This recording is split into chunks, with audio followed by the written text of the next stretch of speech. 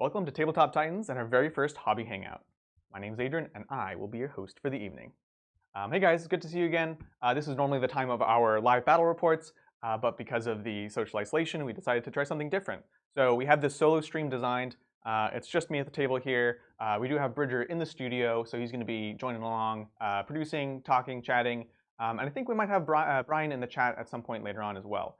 So yeah, what we wanted to do was take an opportunity to actually share some of the projects we're working on, just hang out, paint. I have some tips and tricks I want to share. I just kind of want to talk about Warhammer and hang out with you guys. So that's the plan. Definitely talk and chat, say hi to us, and let's do this thing. Okay, so what I have for you today is a fine vintage of Deffkilla Wartrike. This is my second one, actually. I got this because I'm really excited about my speed wall. We've been posting a bit of them online. And I have one Wartrike, but as you probably know, you can actually target them in shooting. So one's definitely going to die, and I need more than one to actually make it through. So I did a bit of conversion work on the actual thing. I didn't do much because it's just a gorgeous model already. But what I've done actually is I have replaced the wheels. These are from the truck or the battle wagon.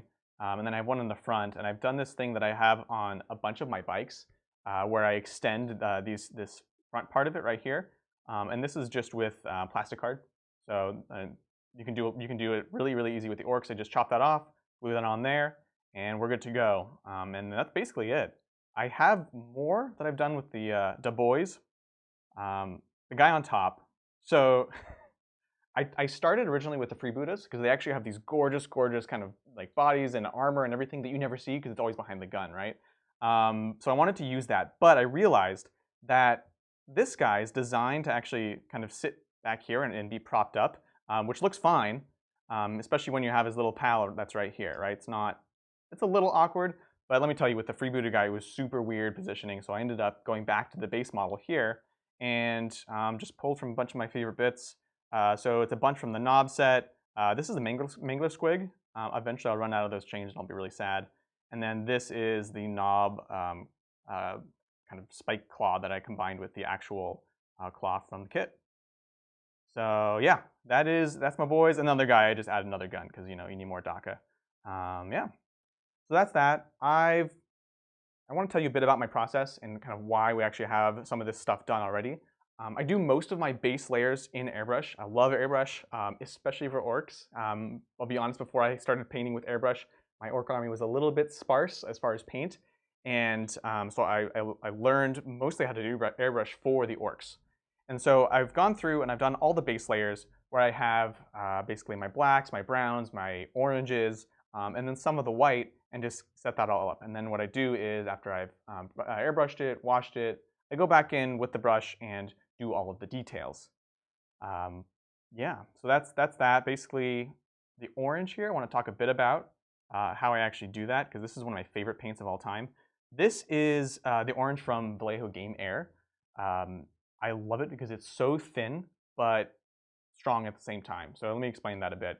A lot of the time, you'll hear people talking about undercoating and undershading, which basically means you're going to take your probably black model and actually take an airbrush and paint some white onto it, right? Give it some highlights, give it some effects, and then go over with another color, and you'll basically carry over the shading from that.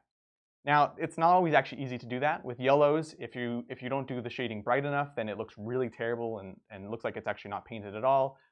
Other colors, like some reds in particular, will just completely wash it out, and it's just red, right? You might as well have not done the undershading.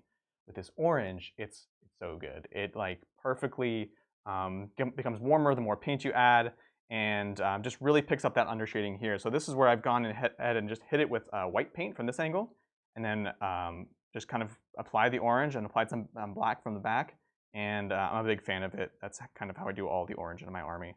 And wash liberally with Agrax Earthshade, which I take a shot of in the morning. Cool. So yeah, let's go ahead and get started. Let's see. So the first thing I actually wanted to do was go ahead and wash this checker pattern right here. So I've gone ahead and actually done the checkers with some stencils that I made, but I want to actually go ahead and apply a wash right away because they do take time. I did wash everything else because I wanted to actually be able to paint the model for you guys. But this brown right here, I'm going to go ahead and do that right away. So I do this for a number of reasons. One is airbrushing actually looks really terrible if you don't wash it, in my opinion. You get a lot of speckling. It's particularly here where I've gone ahead and added a bunch of the black in. You get the speckling, it just looks airbrushed, right? And so what the washes help do, it doesn't get rid of them, but it helps hide them and it helps blend them and kind of get rid of that. So I'm just gonna grab some here and just apply that. I'm gonna be a bit thick about it because this is an Ork vehicle and I want it to be grimy and dirty. But at the same time, any of these clumps right here, you don't want those to sit, because what will happen is even if your model is matte or not shiny, right, it's not glossy, if you end up pooling a lot of most washes, definitely the GW ones, it'll actually become super glossy just in those sections and it looks terrible. So we're just going to do that and then do that, get a bit of brown shading, and then make sure it's not glomming anywhere. That's a technical term, glomming. Cool. So we've got that. I'm going to go ahead and set that aside, and we're going to take a look at the boys while that cures. All right. I promised Brian I wasn't going to drink from the Citadel cup. No promises, but I'll try. Okay, so this is my favorite part. I love painting orange, but more than painting orange, I love chipping metal. So this is where, in one of the previews, we talked about the fact that we want to go over some weathering techniques. There's a lot of ways you can do this. I've tried a bunch. There's many that I haven't tried, and there's many that are good. But the most important is to try whatever works for you. And funny enough, I found that for me, doing it very, very manually is actually my favorite way to do it, and it gives me the results that I like. So what I'm going to do is I'm just going to take some silver, and in this case, it's an Iron Breaker from GW, and I'm going to go ahead and just paint these chips along the edges, and I'm going to add some silver along, especially the orange parts, because let's be honest, Orks won't have this super nicely buttery painted kind of armor. It's going to be chipped and messed up and ugly. So we need to do some damage to this armor. Cool. So we've got that. I think just like a small layer brush for now. We're just going to grab some of this. And we're going to start with just some edge highlighting. And what I mean by that, because a lot of people get scared when you say that, they think that it's really difficult and a pain to do. But real edge highlighting is actually quite easy. So what you do is, I'm going to get some paint. I'm going to sort of, you don't need to thin it necessarily. With some paints you can if it's too kind of glomming onto it. But I'm going to get some of that. And basically, I'm just going to take my brush and just run it alongside the armor, right? I'm not actually going to hit it face on. Don't try to just follow those lines unless you absolutely have to. You want to actually go perpendicular to it, like so, and then that gives you that nice line across it. So that's the best way, honestly. I know, I am painting from the pot. Madness. So what I'm going to do, since we're on this part of the armor right here, is I am actually going to start doing this chipping effect. We can start bigger, and then as we get to the end of it, I might switch to a smaller brush and actually kind of sharpen that up. So I'm just going to start adding these, and I'm going to be fairly liberal with it, where I don't want to have a ton of orange because that just looks kind of silly and not orcish, right? We want to really do some damage here. So I'm going to hit some from that angle, and over here, I'm going to do it from this angle. So like I said, this is really up to you, right? I love doing this process. It's really relaxing for me, and I love just figuring out how to actually add some battle damage to parts. But there's a lot of techniques to do it. I get asked a lot how to do like salt weathering or other chipping methods, and they all work. I've tried a bit of the salt weathering, which is essentially you can do something like paint a layer, it could be a metal, and then you get that, it's all dry, it's all cured, that's super important. You apply specific salts to it in certain areas, and that basically acts as a mask, right? So it covers up that, and then you go ahead and paint your paint color, right? Whatever it is. In this case, I would say, okay, I do silver on the base layer, and then I would add the salt, and then go ahead and do my orange, right?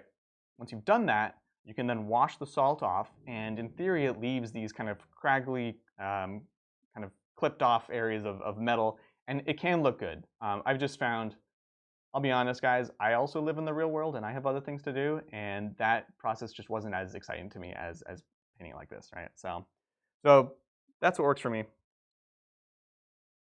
So Jay, painting straight from the pot. I know it's like sacrilege. I know, it's terrible. I'm kind of a lazy painter, gonna be honest. I'm also not the best painter. But what I do to be able to paint from the pot is I just get GW air paints. Because they're sort of pre-thinned. They put thinner in there so that it can go through an airbrush. And that's good enough for me. I just get that air paint, put it right on there, slap it on my brush, and I'm done. That's a great point. I'm also guilty of that. Especially for like a gray edge highlight. Like if I have something black, I need to do some gray on it, but it has to be super, super thin, and I'm kind of too lazy to actually thin it out. It actually works great. But the other reason that I'm doing it here is I really want to get this really sharp as soon as possible, and I'm not so worried about how thick that layer is, especially for the orcs, as I mentioned. And what we're going to do is we're going to come back and hit the silver with some agrax later on, some browns, maybe even some rust pigment, and kind of add to that. So I'm actually okay with any thickness that we might have, right? Within reason. But yeah. I am curious what everyone is working on at home. I know you're busy painting, Bridger. I actually just finished 25 Blood Angel Scouts. Oh yeah. That was a long process. Did you enjoy that? At times. At other times, I did not. How many times do you black out when painting it? Ooh, well, see, the trick was to be doing other things at the same time. So I was on conference calls, I was watching tutorials, I was doing a lot of other stuff. And so the majority of it, I think, is the correct answer on when did I black out. That's a good point. You guys watch something when you paint? I don't necessarily always watch something when I paint, but I always paint when I watch something. I'm too fidgety, and there's always stuff to paint. So it's not that I'm not paying attention. Got Warhammer to do, All right, so the jaw, I want to be a bit careful, just because I really like this fade right here. So I do want to add some chipping, but I don't want to get rid of that. We're going to go to smaller brush. It's time. Smaller brush, that's the stuff I struggle with. Yeah, it's tough. So, and the smaller the brush, the more thin your paints need to be, right? You need to be accurate. You need things to not clump up. So that becomes more and more important. I think this pot is also a bit old. Wish I could go to the store and get it. I've been catching up on a lot of my paint projects. Obviously, I'm working on my Speed Freaks. That's a big thing, is I have all these buggies that finally have really exciting, cool rules to play with them. And then I'm also working on my Slaanesh demons. This will be for Sigmar and also for 40K, so I'm excited. We love demons on this channel, as you can tell by the number of demon videos we have. But I'll be excited to get Slaanesh because we haven't really shown them on the channel at all. So those are really fun to paint. That's true. We haven't, I don't think, ever had a demonette hit the table. No demonettes. We've had the epitome because, she's amazing. She is quite good. Yeah. I am running the cameras, but from quite a ways away. Yeah, so we decided, obviously we can't really social distance at the table, but with the studio we can have Bridger running the equipment at the other end, and then I'm here. So it still works. Through the magic of technology. I know, it's crazy. Plus, I don't even talk to Bridger before the stream starts. I just see him in the corner, and then we just go. I'm actually just changed to this desk. That's right. Hey man, some days, the amount of work that Bridger does that you guys don't see is crazy. Oh man, it's just starting. We got some really cool stuff in the works. I can't wait. Yeah, so that's been one thing that we're trying to take out of this, just like a lot of people are, I think, is we're like, okay, we can't do the live show right now, but what are other things we wanted to try, other things we wanted to work on? This stream, obviously, it'd be great if we had Brian here with me, which we'd definitely want to try in the future, but there are sort of solo things we wanted to try and things we can plan But then when we get together, it's easy to kind of film by yourself and work together. So we have a lot of really cool stuff coming. I'm excited. So, creature caster models. Do you have any Slanesh creature caster? Oh man. So I don't. I'm ashamed to say, but I'm dying to get the new. I forget what they called her, but we know it's the Keeper of Secrets, the one that looks like super anime with the big booty. It's amazing. It's like the most Slanesh thing I've ever seen. So that's definitely going to be one of my next purchases. The problem is right now I have the Forge World and the plastic Keeper of Secrets that I have to paint up before I can allow myself to do that. I have 2 rules. Once I paint those, I can get the other one. And once I painted one full playable army of it, I can get my Slanesh pink dice. That one I'm pretty excited for. Huh. You're very regimented with your rules. So normally I'm not, but I have so many projects and so much time right now that I have to. I can't just be like, I'm going to get another thing to work on. So this is the chipping for now. We'll come back to him maybe later on. Let's add a bit more here to the bike. I mean, add a bit because we don't have any at all right now. The trike, you mean? The trike. You're right. It's silly. Deffkilla Wartrike. I'm interested to run a Wartrike alongside the new boss. So for those of you who don't know, there's this new stratagem in the Ork Psychic Awakening. It's called the biggest boss. You can only do it if Gazkul is not your army because he's the biggest boss. And what it does is it gives them a 4+ invuln, already amazing. Gives them +1 attack and +1 wounds. So this takes the biker lord, the war boss, to 8 wounds, toughness 6, tons of attacks, and a 4+ invuln. It is scary. It's super scary. Give that man a kill claw. Yes, exactly. It's so good. So I'm super excited because before this, like I'll be honest, I wasn't the biggest fan of the bike war bosses. He's fine, but I use him mostly as a buffing character. I mean, giving up the Wa in order to fight something important was just I don't like it. It made me nervous, right? Because when you throw him in there, he will kill something, but he will die. That boy is only sporting a 4+ armor save normally. I sort of treat him like a solitaire. The few Ork games that I played, I treated him as just like a missile. You just shoot him at something you really want dead, exactly, and then you fight twice and kill another thing. I think that's great, and I think that up until now has been the way to play him, right? I just, even before the update, I loved the durability of Gaz. The fact that, I mean, the thing is, he was super tough. He was basically maxed out as far as how tough he could be, still be under the character targeting rules. Because he was like 8 wounds, he has the 4+ invuln, the high toughness, all that stuff. So he kind of took that role for me. I actually pretty much only played Goths competitively. Man, I remember you crushed me with Goths. I was playing Custodes, and it was like really cheesy Custodes. I had like 12 bikes. 3 Caladiuses. And 3 Caladiuses? It was disgusting. I was like, I showed up at the table, I have no chance. And that was pre-nerf Caladius, too. That was like that's top right. of the line Caladius. And Gaz just came in and kicked my teeth out, you know? It was nuts. I got some lucky charges, and I think we had one of those cases where you failed to kill a unit by like 1 guy. So, yeah. Well, that's what it was. The Storm Boys dove in. You did stupid dive. That's what it's called, ladies and gentlemen. And so I had both bike units in there, and I just did everything I could to keep them alive. Keeping 1 guy at the very back so that Gaz could just kill him off and keep. Literally, it was a single Storm Boy that was holding 2 units of bikes. That was nuts. Brutal. That was like legends right there. So Adrian, your checker stencil. You make a lot of stencils. I do actually. I also have a store for them on Etsy. It's called Pandora's Forge. So I started making these honestly because I needed stuff for Harlequins. I love painting, but I don't love painting that much. I want to paint all those checkers.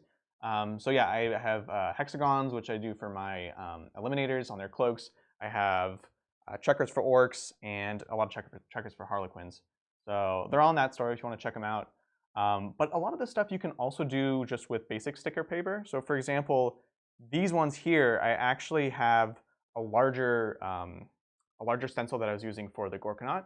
And I ended up just cutting those squares into smaller squares and just using that. You can do the same thing. Just get some sticker paper, use an X-Acto knife, and cut that. If it's something simple like squares, then go. Well, If it's something simple like squares, and it doesn't have to be perfectly accurate like orcs, then you can totally do it with an X-Acto knife. Before someone goes in and does something horrific with that, that's my advice. But yeah, that's Pandora's Forge.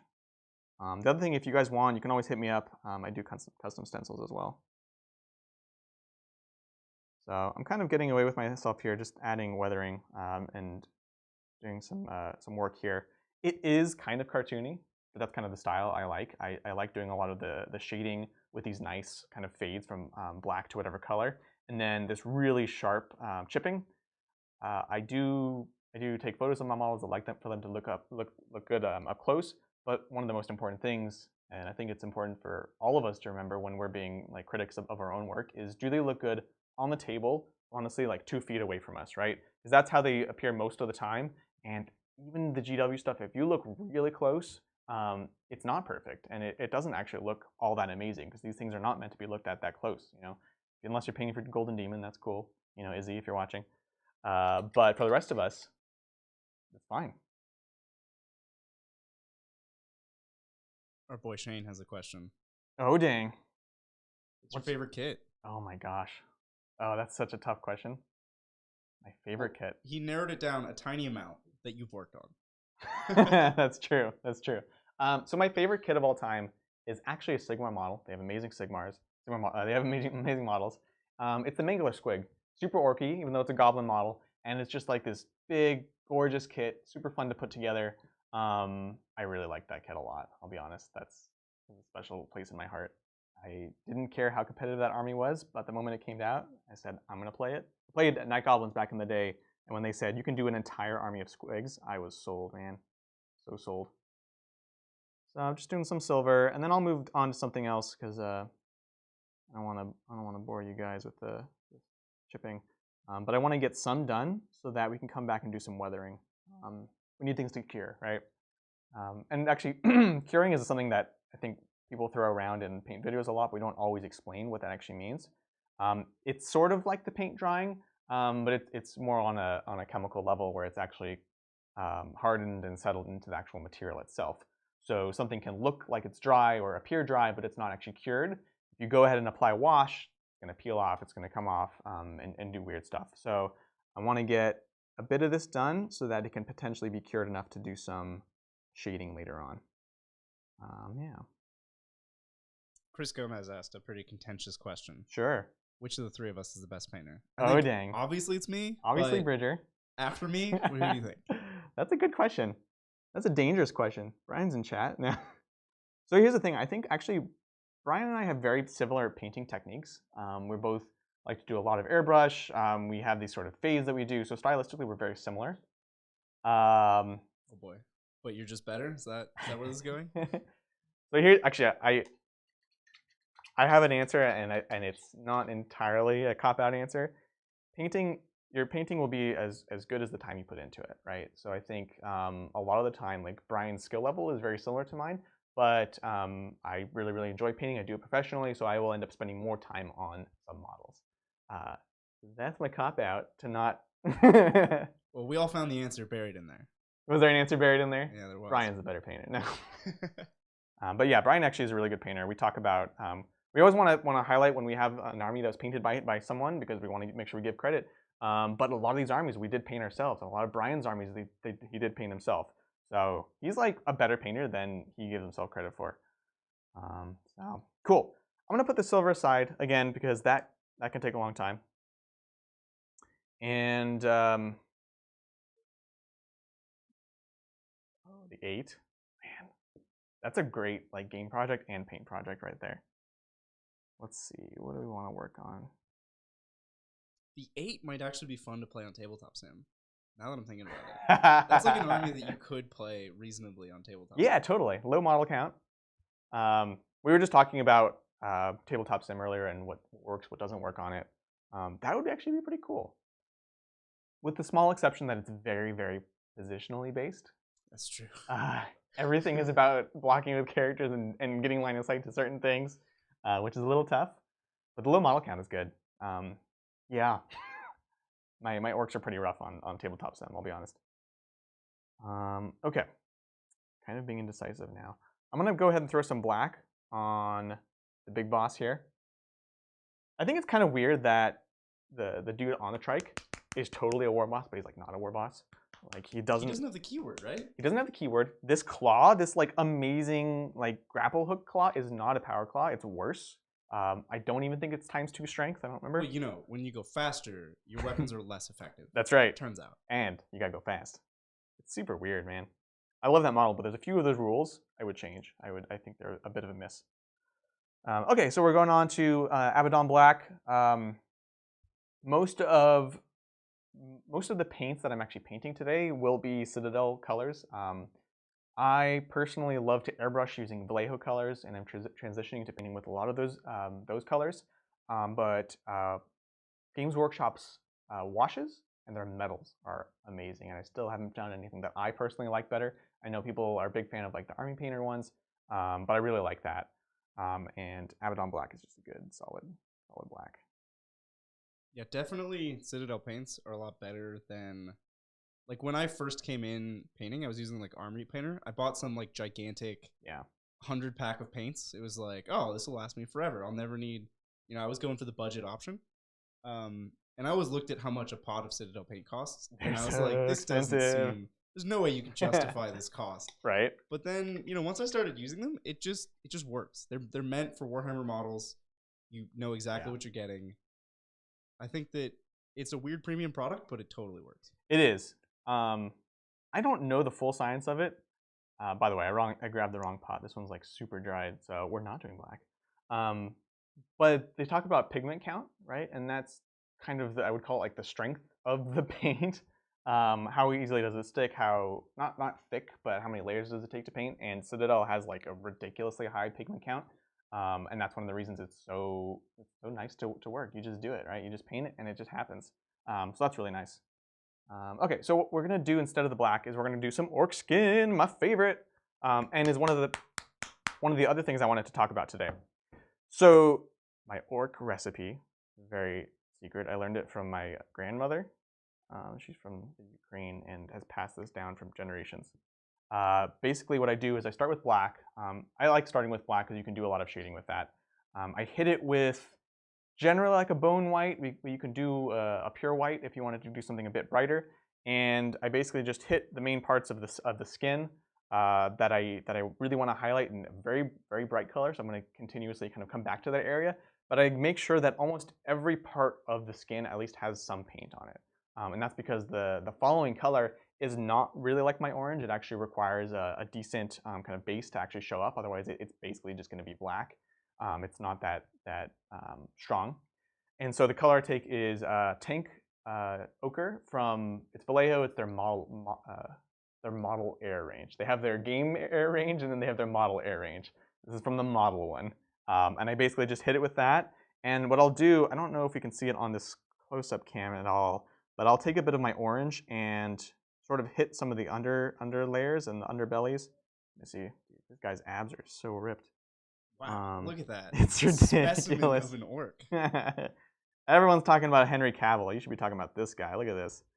So on his face a bit. So what that does is gives it a bit of toning, a bit of richness. It's not just like this green blob because that's really ugly.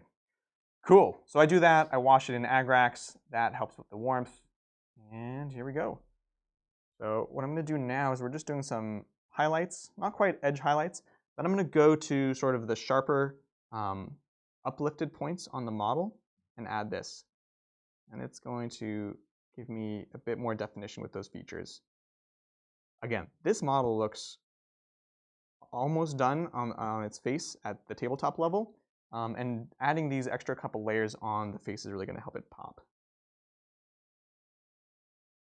There's some really sharp angles on orc models that I had never seen before. You know, like his brow just cuts really sharply. And right. It looks like a great spot for edge highlighting. It's like it really is for edge highlighting, huh? Right? It was so perfect, and that's only on the newer ones. The older ones are like kind of lumpy, but the newer orcs have a lot of these like funny sharp edges that are so perfect for painting. Yeah, because what I can basically do is I can just follow those back right here, right? I'm always worried about painting too much and covering up the the color underneath. But when you have these sort of edges and areas on a model, it really helps. It helps the painter sort of decide how to approach that. Something I don't like about a lot of the demon models. Again, like I'm painting demonettes right now, and it's not always clear where one material begins, where another ends, where I can do these sort of sharp highlights, things like that. And I'd heard people talk about it, but I only recently started painting those new models, and not easy. So we're just going to get some sharp edges right there, and there. Yeah. So what's everyone else working on at home? Shane, you working on your bone daddies? I saw somebody say calculus homework. How is there still school? Are assignments still due? Oh man. I teach some high schoolers, but not like at a school, but like out of like third party teaching. Right. And a whole lot of interesting stories from kids about what their schools are doing right now. My wife was just telling me one of them is like, so the actual, like the teacher during the day, they're like full-time teacher, they're now doing like actual streaming of 27 students in like a regular class. Nuts. Weird. That's crazy. Yeah, Bridger and I actually have very similar sort of educational work, and it's been this real adjustment where at first it's like, yeah, we just can't teach right now. And then now it's like we're trying to teach online, things like that. So, but calculus, all those classes are still happening, right? If you're in college, probably. If you're in high school, imagine you still get homework. I'm sorry.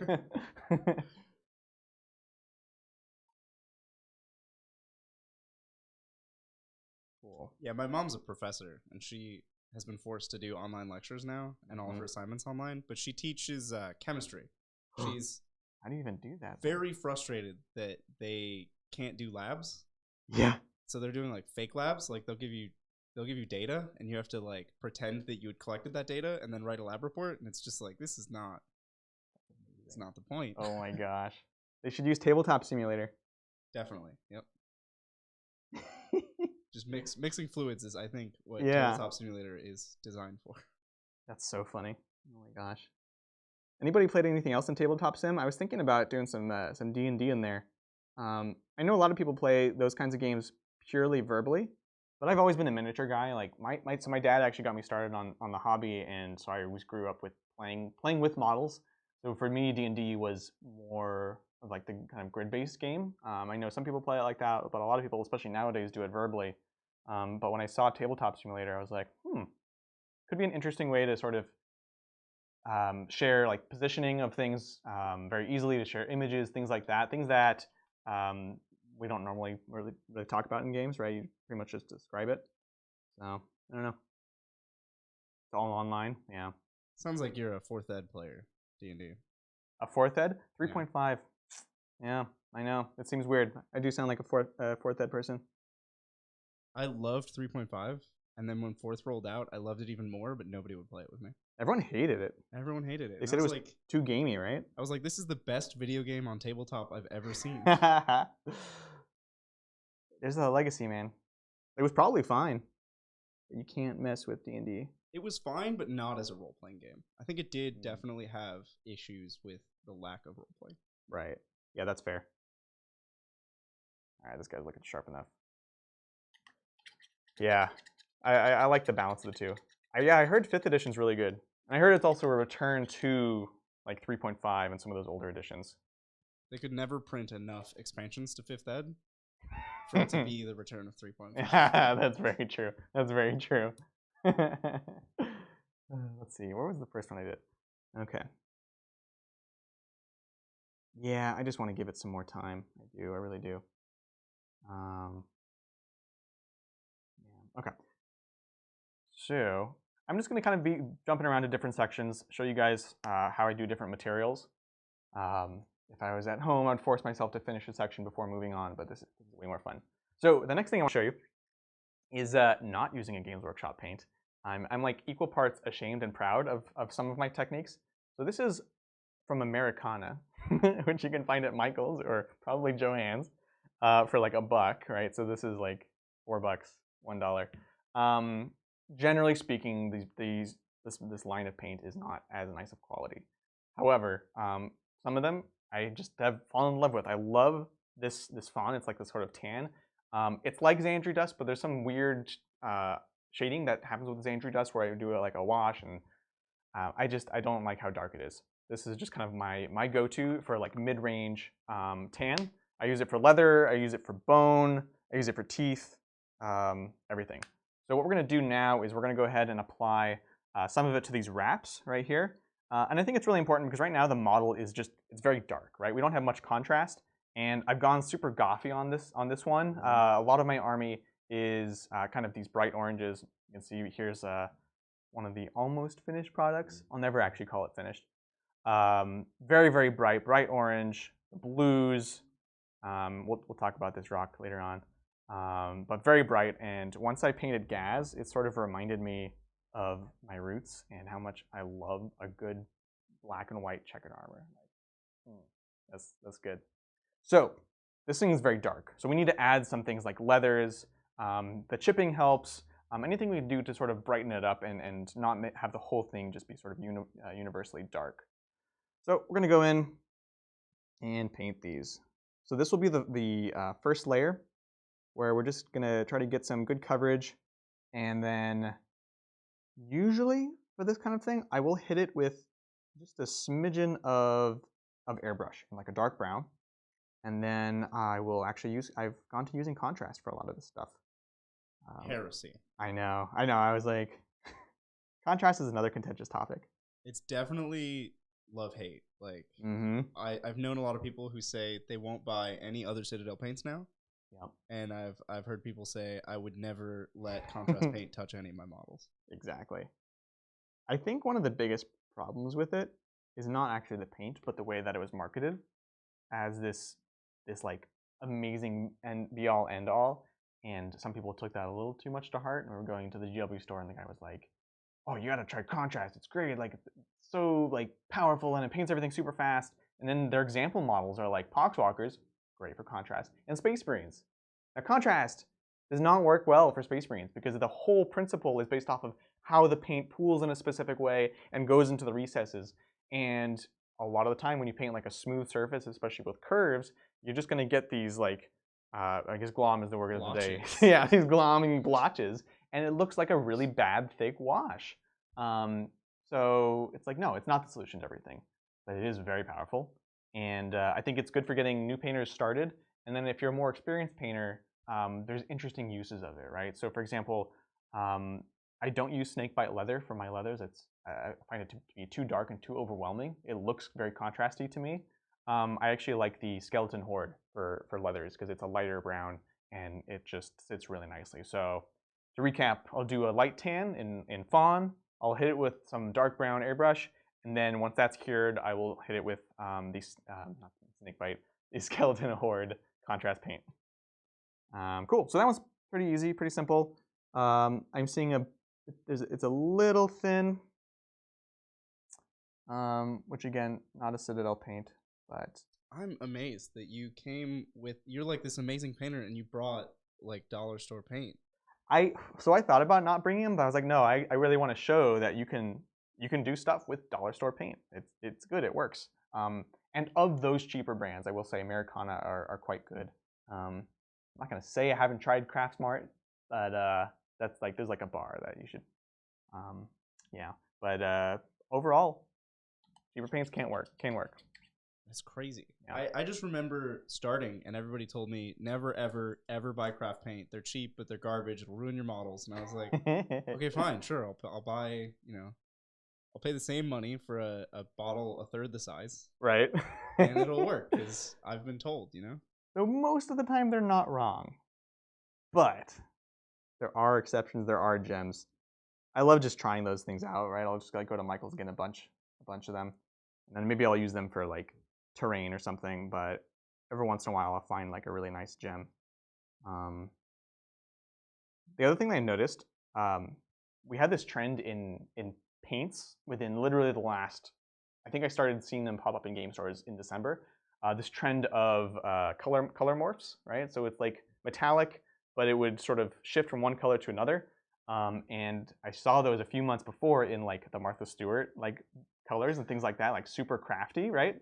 And then all of a sudden, all the game stores had them. Like Vallejo has a line. I think Prime Painter has a line of these color change, like super crafty paints. It's so funny. They're really hard to use, by the way. Like imagine painting a color that's actually multiple colors and making sure that it looks good after your wash. It's nuts. I think Turbo Dork might have had something to do with this. Yeah. I started hearing about Turbo Dork maybe 9 months ago, and they really started to pick up traction in terms of like growing as a company, I guess. Right. And their thing is color changing metallics and. That's so funny. Paints. That's great. I'd love to use it on some like Slanesh or Zinchian thing, but it has to be the right project. Cool. It is great for fingernails. A lot of things you don't think would cross well do. My wife has used my stencils more than once for her nails. Actually, the other thing she's tried is the decals on her nails. That was very sexy. Like you an ever had ultramarine decal? like Aquilas on your fingernails? I was like, oh dang. Wow. That's good. Yeah. I'm deciding what I want to do for this band across. So normally a lot of my leather will be a dark brown. I'm just debating if that's too much dark. Let's try it with like Rhinox. Not quite as dark as what I normally do. But yeah. Oh, there's my wife in chat. There we go. No, I have one Martha Stewart. I have a silver. So before I really became part of the Games Workshop cult of metallic paints, Martha Stewart of the craft paints has the best metals because they are thick. So they're not bad. Again, I know a lot of us, are on a budget. I especially remember when I was even younger in high school and everything. Like, this is an expensive hobby. It's tough. So any way you can find materials that work, I think that's awesome. So definitely recommend checking those ones out. It's pretty cool. What's the is the brand just Martha Stewart? It's literally Martha Stewart. Wow. Oh. The Martha Stewart brand is. I guess it's a valuable name, or it was maybe when they started the brand. That's my thing. I'm like, does that? I would love to see the metrics on that. Did that go up or down, or maybe she started it after everything? Yeah, man. She kind of made a resurgence there after she came out. She still has a whole section of Michaels, man. Wild. It's like, it's everywhere, and they're always expanding. It's like new stuff. Yeah, Michaels. If you're in this hobby, you need to make sure you spend some time in Michaels. Okay, I'm not upset about this brown. I like it, and we're gonna add some sort of lighter highlights to it to make it leathery. One of my favorite painters is Porter Paint. He's on Instagram. Totally blanking on his actual name, but that's the Instagram tag. And he does basically all orcs. Gorgeous, gorgeous orcs. And so he has a couple really nice tutorials on doing things like leather. He's very brush-based. There's a lot of tiny, tiny little details. And it's just nice learning how to sort of distinguish different materials, right? Especially here we have like different blacks and browns and things that are painted on top of each other. How do you actually distinguish them when you're in very similar color range?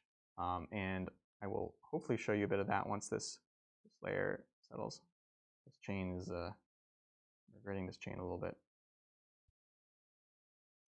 You guys ever paint in sub-assemblies? Or do you enjoy life? I just started doing some like sub-assembly work. Like when I did those scouts, I did them all in in sub-assemblies. Because they like half the models have knives covering their chests. And it's like, well, if I want to get the gold on the Aquila on the chest, then right. I have to sub-assembly. I think yeah, there's some models that are super well positioned for that. Another thing is, right, so this was something that you were painting for someone else, right? Yeah. I don't know if I can't really resist when it's my own models. Like Mortarion is one of those models that you really should sub-assembly. Not do it. I think I left the Nurglings off maybe. But if it's for a client. The Nurglings. I know, the Nurglings. I know.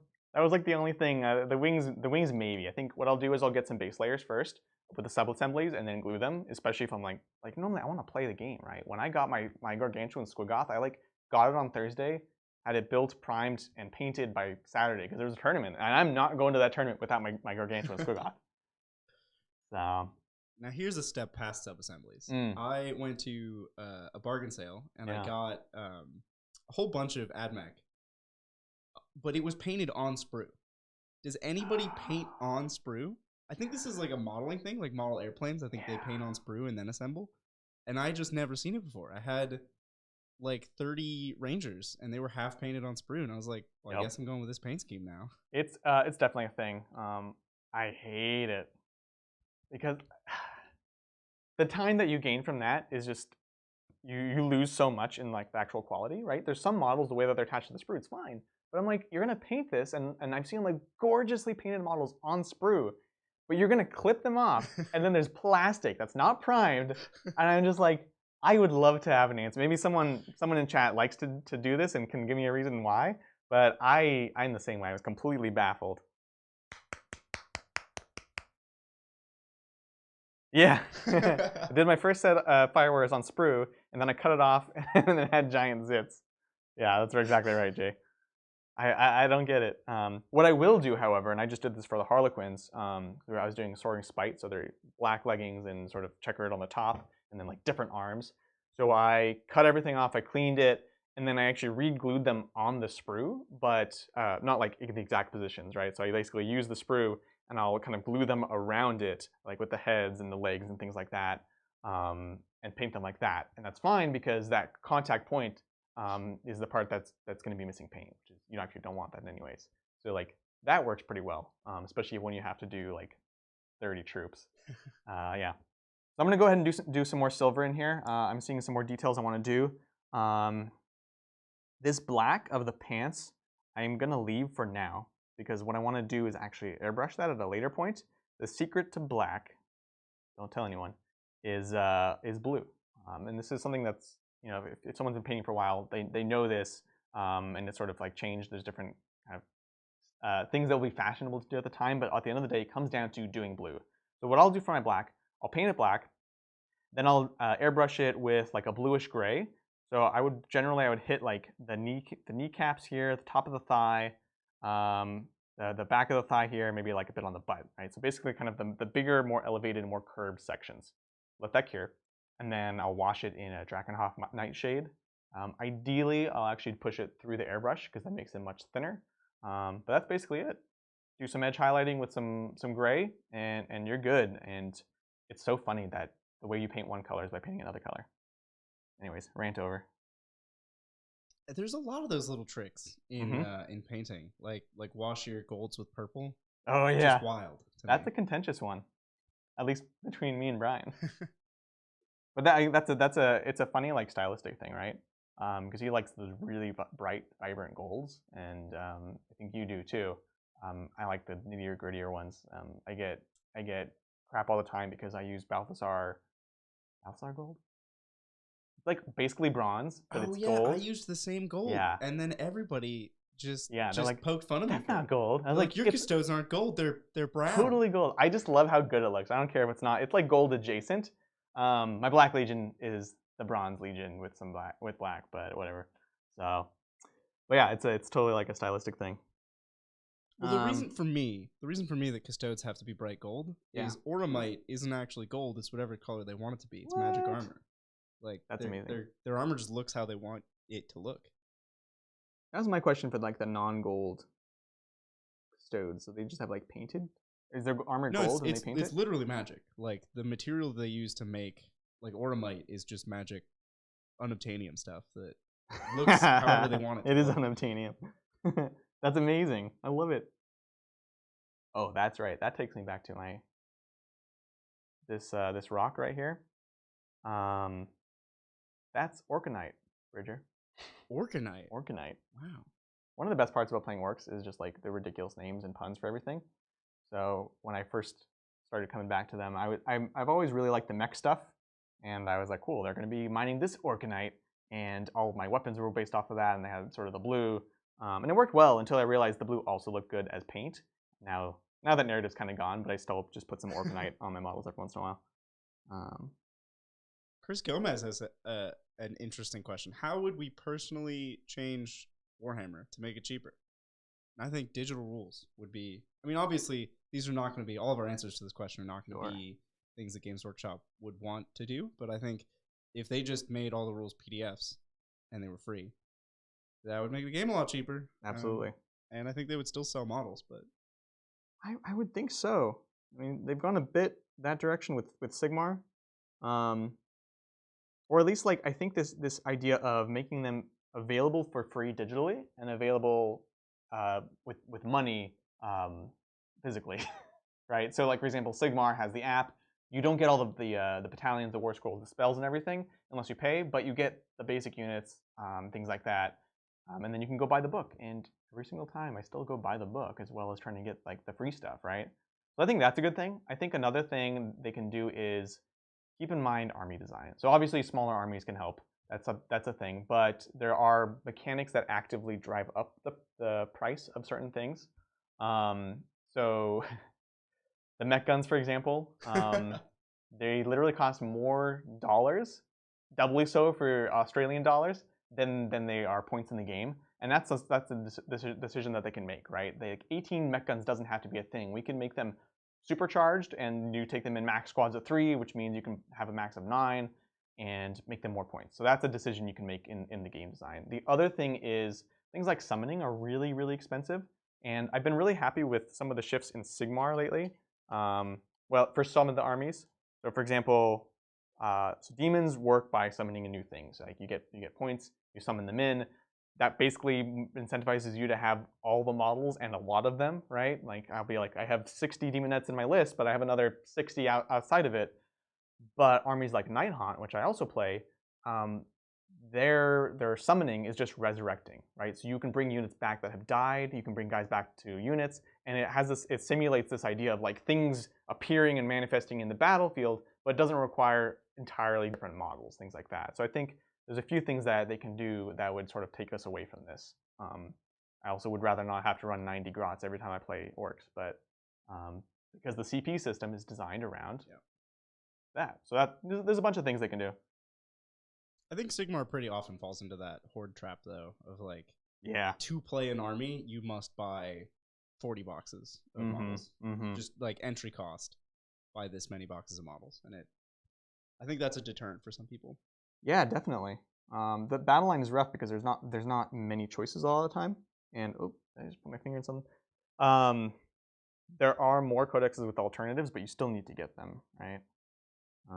And ultimately, the game has a lot of incentives to run hordes. The default way you control an objective is most models. Yep. Done. There are lots of missions that change that. Be like, you have to be a hero or a behemoth or a caster, and that's great. But the truth is, the baseline and the majority of the 18 missions require just having bodies. So it's tough to get away from that. And I'm just like totally I got paint everywhere here. I keep distracting you. I know. Hey, Brian should be proud. I haven't like knocked anything over or flipped the table yet. Yeah, everything's still standing. We'll see. We shall see. Cool. Yeah, 70% more. That'd be great. All right. So what's next? What are we I doing here? I want to finish up on a bit of silver here, and then I think we might be ready for some weathering. I want to show you a couple of my favorite tricks. This is what I'm excited for. I've never done weathering. Weathering is weird, and for me, it's always changing. Actually, that was it. I just want to get that back clip. Cool. So there's a number of things that I do to do weathering, and just like the sort of the paint chipping effect, there's a million ways you can do this. They all require different amounts of time and material. You can see where I'm going with this. And so for a lot of the time, I'll do simpler stuff, right? Immediately, I want to, let's see, this was the first thing I did. This little armor plate. That's actually nice because that's small and compact. We need to darken this silver, right? I like that it's bright and contrasts with the armor, but we need to go ahead and darken it. So what I'm going to do first is we're going to go ahead and just hit it with some Agrax, just there. And then I want to show you in a different section, somewhere on the bike, some pigment work, which is getting a little bit fancier and a little bit more difficult. Cool. So what I'm going to do, go here, and I'm going to break the sort of rule of don't apply things too thick, just a little bit. I really want to make sure that it's entirely covering that silver up. And what I also do when I paint the chipping is I look for areas that already have a lot of stress on them, right? So if there's bullet holes, in this case, these are sort of the creases in the armor. And the reason I do that is because obviously it narratively works better. That's where the paint would chip off. But also model-wise, that's where there's, I don't know if you guys can see that, but that's where there's more texture and more places for this wash to actually settle. So a lot of the time when we do washes, we just sort of wash a whole section, a whole model, whatever. But these targeted washes that can be thicker can be very, very useful. And again, so this is one of the simplest things you can do. Just add some weathering. In fact, I do want it to pool a little bit. So we're going to do that. We'll let it cure a little bit, and then I'll come back actually before it's done curing, because we want to kind of mess with that. So the other thing I want to show you for weathering, this was, I don't know about you guys, but our local game store has like a discount section, and I found this, and it like changed my life forever. It's called Vallejo Pigments, and this one's actually called brown iron oxide. Sorry, the English one is like the last one. And I haven't worked with pigments much, so I'll be honest, I'm still learning about this process, right? But pigments, like it's literally, I'll try to hold up to the camera. It's dust in here. It's like paint dust. But first I have to get through the childproof block. It's like stuck on it. There we go. So you can see, oh, wow, it's literal like dust. Like it looks like rust. And so I'm just gonna, normally I need a little palette, something or other. I'm gonna grab just a bit on the brush. Normally I'll sort of just pour out a little bit, but we'll go ahead and mess with Brian's paint palette there. This is good. He'll enjoy that later. All right, cool. So I'm gonna put that there. I'm gonna mix it with a bit of water, and it's very, very thick. So I assume that a lot of the other pigments work the same way. This one is particularly thick. When I apply it, I want to make sure I wash it enough because it will just cake the entire thing a sort of like Martian red, right? And this is where you can have fun with it. This is where you can decide, is the whole thing going to be covered with it? Are you just looking for different rivets and bolts? What I want is we're going to try to hit these bolts right here and just sort of get around them, right? Because you'll see when I put it on, it's very easy to become overwhelming. So what I'm going to do first, I'm going to grab some water. I'm going to start mixing with the pigment over here. And then we're going to go in with a smaller brush and actually do the application. So yeah, this is something I'm still learning how to use. I've had a few missteps. Talked about curing. Where is it? There it is. But the other thing with pigments is it's not so much as curing as you need to seal them in. So I'm going to paint this on, but it's still pretty much just dust that's like caked into this model. And so you want to make sure that you seal it with like a clear coat or something at a later point. It's still too thick. It's like just painting this entire thing red. So what I'll do, I'm going to try to go around it. If I hit it, oh, I hit it. That's fine. And I'm literally just going to use my finger to wipe that. And again, this is why it's important to really give your things a chance to cure. If I had just painted this wheel, a lot of this metal would start coming off, and you can see that smudging. That's great. I like that. We're going to let that start to settle. I'm going to apply a few more, and it's just so much fun to work with too. And it can look, if you're looking for a realistic look, this is the way to do it because we're literally applying almost like a dirt to it. And hit the crevices. That's where I found it to be the most useful, getting those cracks. Because as you can see, it's so thick, it can very, very quickly become overwhelming. So yeah, in this case, what we're doing, we're just mixing it with water. There's other things you can mix it with. You can do like basically pure alcohol would work really well. I'm sure companies make specific mixtures for working with pigments. But yeah.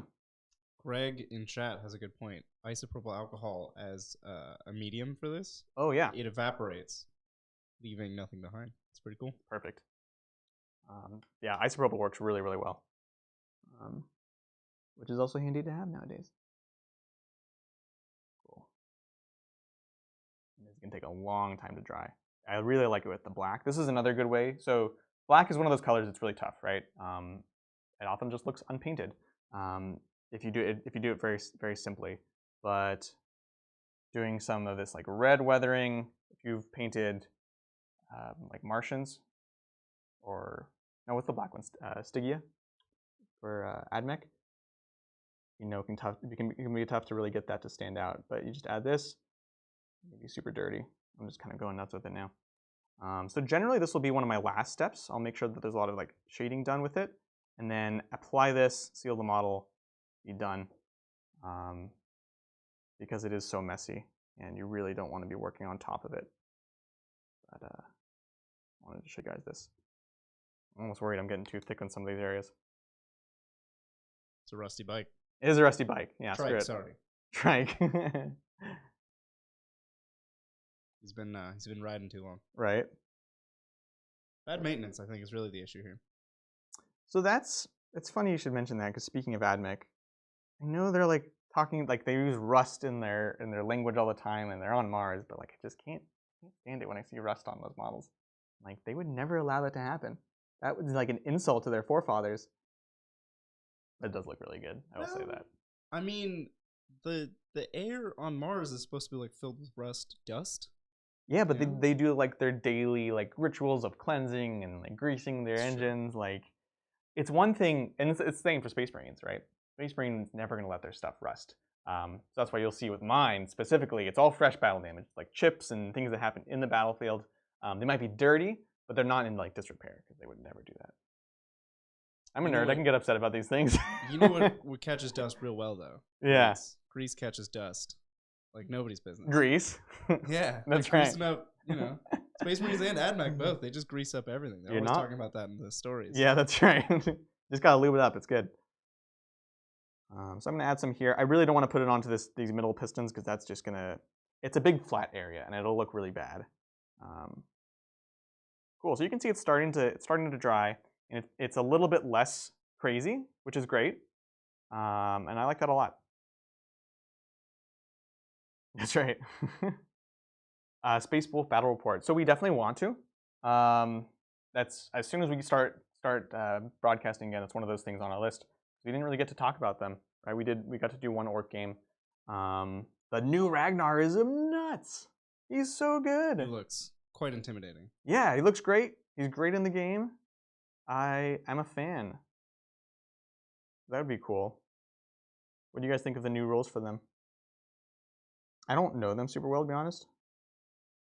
Yeah, that book was kind of, I think, as far as most of the community was concerned, an orc book. I know.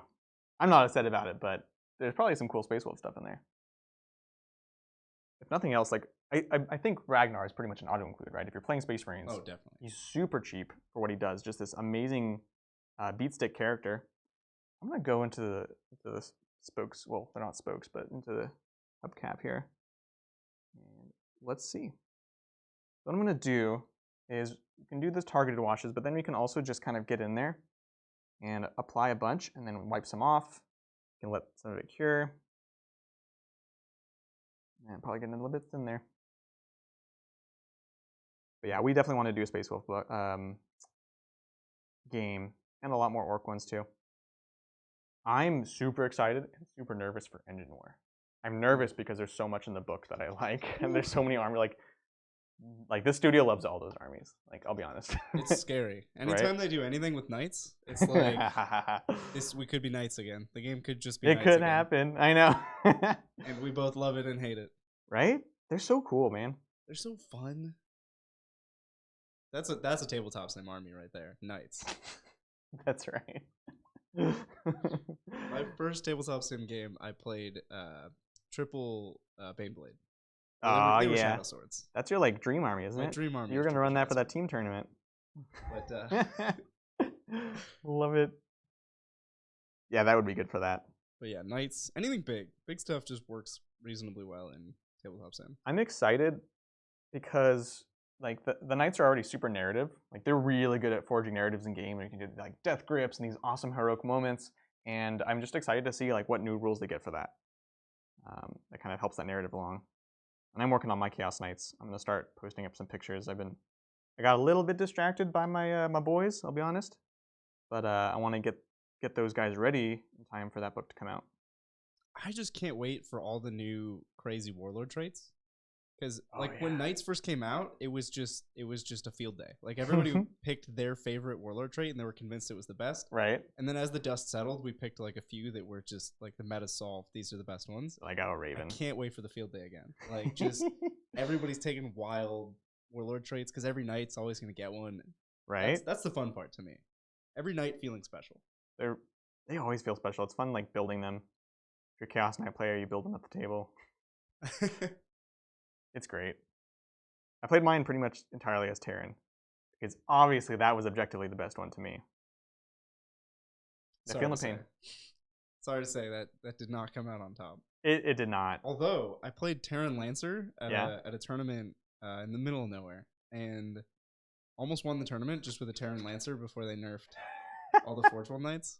Because he just charges you turn 1 and there's nothing you can do about it. Yeah, and it's brutal. He is a Lancer. Lancer's super scary. I played one at the last LVO and that was just nuts. It was in my lines round 1. Yeah, I like just getting up and up and up again and again was amazing. The Feel No Pain is good. Remember to roll it. But I still remember I was traumatized by this one game at a tournament. Played this Tau player and he was running, oh god, you're gonna tell me. The suit that's way too expensive that does like the 3 flat. No, the Forge World one. The Yavar, no, the Rovarna. The Arvarna. The Arvarna. Even the name is dumb. No. Anyways, that one. And he goes into my knight and he does exactly, I fail all my saves. 24 wounds. And I say, okay, well, here's 24 dice. I can roll at least 1 6, right? And if you've seen the stream, you know I can't.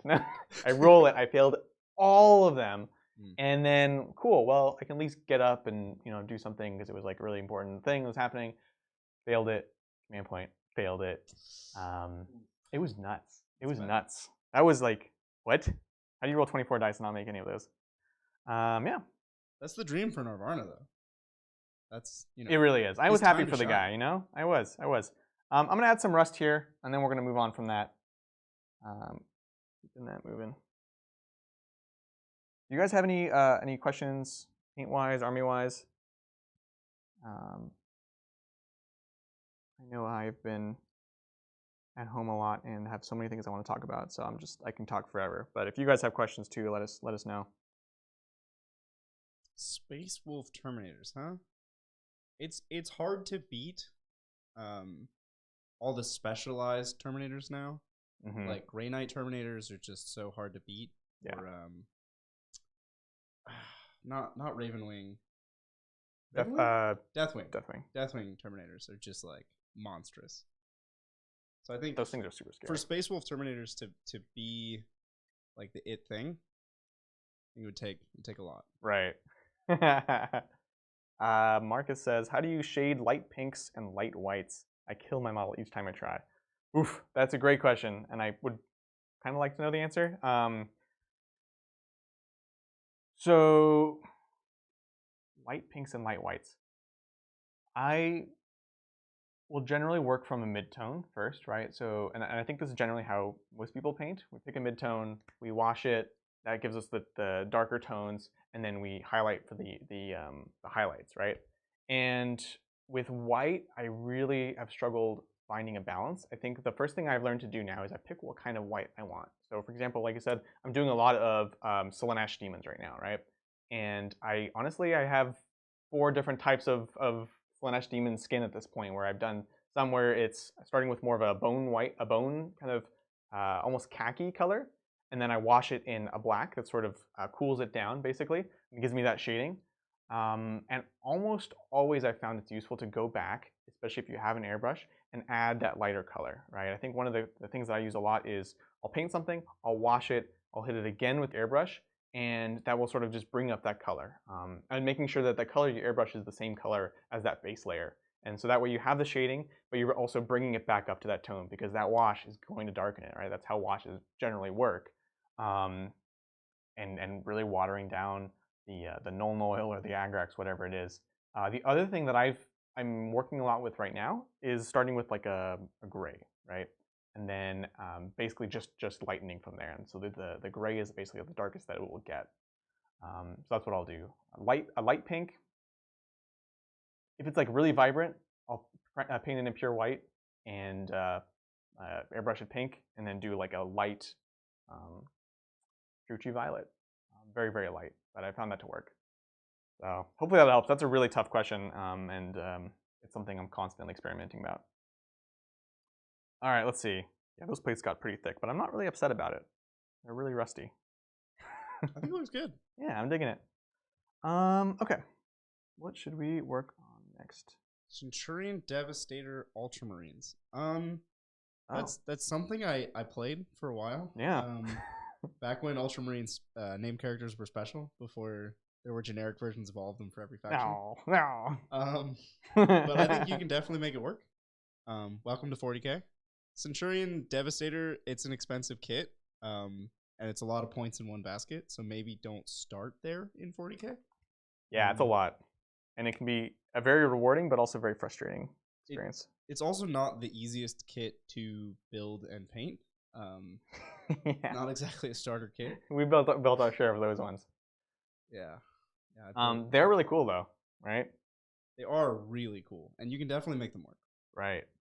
Ultramarine Centaur Devastator 9 count with a Chief Apothecary as Warlord viable. Gotcha. If you do run them, the Apothecary is great. That's where you can get your most value for the rezzing, right? If you want to run lots of bodies, the 6-up Feel Pain Warlord trait from Psychic Awakening is great. But if you're running Centurions, like every Centurion rezzed is amazing. I was doing it with Imperial Fists for a short time because you can also double heal. So if nobody's wounded, you can res them and then heal them back to full. If someone is wounded, you heal them and then res someone at 1. It's gross. It's really gross because it's really hard to remove them. If you thought killing Space Marines was already hard. But it would also work for Ultramarines. All right, let's see. I'm going back to some silver because I just need more silver on this model, I'll be honest. Debating my brushes here. All right, cool. Black wash that's extra thin like oil or ink. That's my experience with Abaddon Black Air, is it's basically ink. It is. That's why I don't. Some of the air paints for GW are really weird because they're so thin, like the blues. I don't know, the pain. All right, so we're just gonna get more here. Oh man, we got some Bob Ross moments here. It's looking to me like you ruined it, Adrian. It does feel like I ruined it. We need it saved. But remember, there's no accidents. I mean, there's no mistakes. Oh, I ruined it. There's only happy little orcs. So what I'm doing here is I actually thinned this a little too much. That balance of like, you want to thin it down so it's not super thick, but then if you thin it too much, then it just looks dumb and requires more layers. That's okay. That's fine. We're gonna let that sit in the oven a little bit longer. And this got hit with a lot of the orange. I'll do my orange airbrush. So usually I'll do the silver first. I'll do almost all the models silver if it's something like a regular bike has a lot of metal, and then I'll go ahead and do the other colors. And generally speaking, I'm okay if the orange hits the silver a little bit because I know I'm going to be doing a lot of rust effects. The orcs are very forgiving in that regard, but that was just too much, and so that'll just require some cleanup going back to it. It's a very intensive hobby that we do, guys. So as I mentioned earlier, I just think a lot of these decisions, there's a best answer and there's also the answer that works for you, right? However much time you have, the tools that you have, and so you just vary that, right? I think that's important. This trike's starting to look pretty badass, though. Yeah, man. Look at him. Oh, we're going to do some blue after. I'm just seeing these spikes now. I have no lucky blue with Orkanite.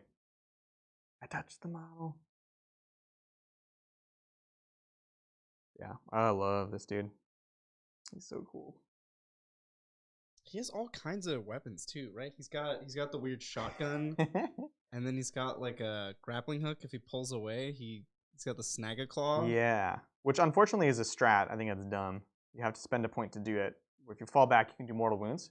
The other thing is this. The engine on the back is actually it's kind of bad, but there's an upgrade for it in the new book that makes it a bit better. It's basically a heavy flamer or a little melted pistol, depending on how close you are. So that's cute. A lot of the buggies were like just left of center.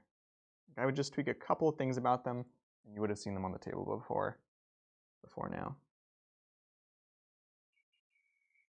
Some silver in here. I'm not going to worry too much about going over. Then that just becomes battle damage. Happy accidents, huh? That's right. Only happy accidents. It's all accidents. Cool. So a note on silver, actually, while we're here.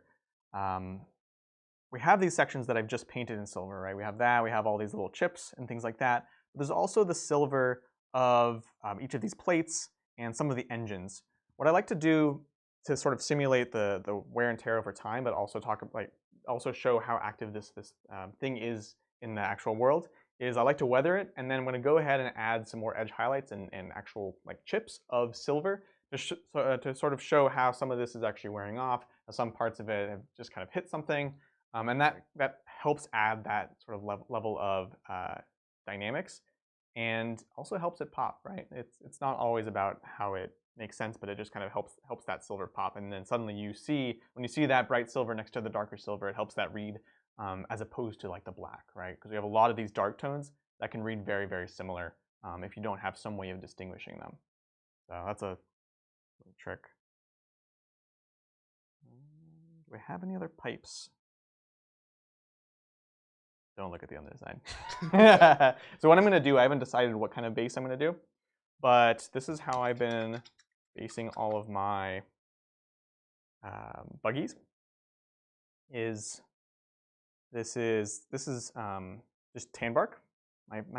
Nobody's going to notice that I'm taking all the tan bark from my apartment complex, but they haven't yet, so that's good. So this is just tan bark that I painted black and then done some washes. Needs some cleanup because we got some blue over there. And then I just have my gravel.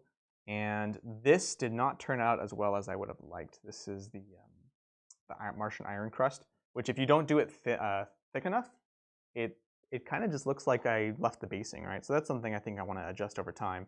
But I'm just kind of having fun. This guy is totally modeling for disadvantage, most likely. Unfortunately, one of the better things about the buggies in the game is they have a very low profile, especially the teleporting one. So they're actually very hard to see. But that just doesn't look cool. So I'm making all these semi-scenic bases for the speedwall. So anyways, all that to say, I haven't quite decided if I'm going to show the underside of this model or not. It's funny though, because they have all the details in there. And in fact, the teleporting one, small tangent, he has these wooden planks along the bottom of the actual drag racer. And apparently, I only learned this because I was complaining to someone about this unnecessary detail, and they said, no, that's part of actual drag racing. You have these wooden planks underneath, and the amount that it's that gets cut off or burned off when they're actually close to the ground shows that whether it's legal or not and things like that. And so it's this amazing detail that most people will never notice or even know what it does. But they put it in there. That's wild. Yeah, apparently orcs have standards for racing, so that's good to know. Even orcs have rules, right? You're gonna need a battery change pretty soon. Okay, for sure, we can do that. We can swap that out now. Let's do it. Gonna go silent, guys.